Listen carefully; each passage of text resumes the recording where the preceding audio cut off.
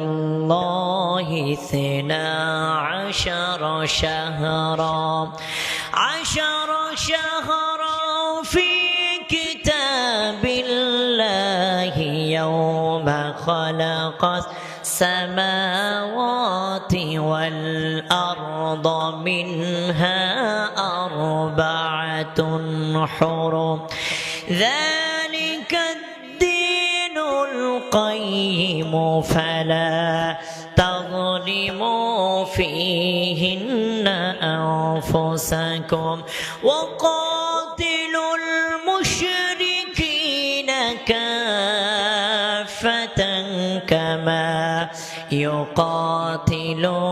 يقاتلونكم كافة واعلموا أن الله مع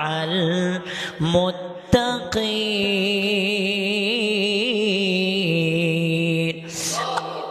الله رب العالمين جل إن عدة الشهور عند الله 12 আমি আল্লাহ তাআলা আসমান আর জমিন যেদিন সৃষ্টি করেছি, আসমান আর জমিন যেদিন সৃষ্টি করেছি সেদিন থেকেই আমি আল্লাহ তাআলা পৃথিবীর গণনা, মাসের গণনা আমি আল্লাহ তাআলা সেদিন থেকে দিয়েছি। রব্বুল আলামিন সেদিন থেকে ইদ্দাতুশ শুহুর, মাসের গণনা রব্বুল আলামিন নির্ধারণ করে দিয়েছেন। শুধু তাই নয়, আরবি 12টি মাসের মধ্যে এমন 4টি মাস রব্বুল আলামিন দিয়েছেন যে 4টি মাসের মধ্যে যুদ্ধ বিগ্রহ, হানাহানি, লড়াই করা রব্বুল আলামিন 4 হুরুম আমার আল্লাহ তাআলা হারাম করে দিয়েছেন। এই 4টি মাসের মধ্যে 1 নাম্বার হলো জিলকদা, 2 নাম্বার হলো জিলহজ্জা, 3 নাম্বার হলো মুহররম, আর 4 নাম্বার হলো রজব। আল্লাহ সুবহানাহু ওয়া তাআলা এই 4টা মাসে রব্বুল আলামিন বিশেষ মর্যাদাবান করেছে। আর এই 4টি মাসের মধ্যে শ্রেষ্ঠতম একটি মাস হলো মুহররম মাস। কারণ মুহররম মাস হলো শাহরুল্লাহ, তথা আল্লাহর মাস। আল্লাহ রাসূল সাল্লাল্লাহু আলাইহি ওয়াসাল্লাম হাদিস শরীফের মধ্যে ইরশাদ করেছেন, আফজালুস সিয়াম বাদা রমাদান শাহরুল্লাহিল মুহররম। আমার আল্লাহ তাআলা রমজানুল মুবারক মাসের রোজার পরে মুহররম মাসের রোজাকে রব্বুল আলামিন শ্রেষ্ঠ রোজা হিসেবে গণ্য করেছেন।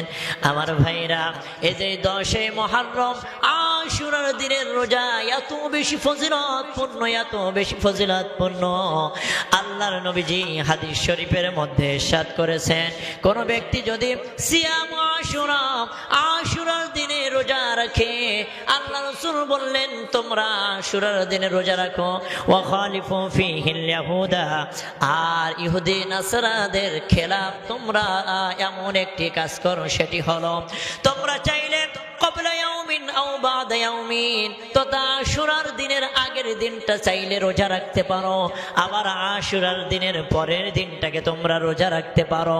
শুধু তাই নয়, আল্লাহ রাসূল ইরশাদ করেছেন, কোন ব্যক্তি যদি আশুরার দিনে রোজা রাখে, আল্লাহ সুবহানাহু ওয়া তাআলা পরবর্তী 1 বছরের গুনাহ মালিক মাফ করে দিবে।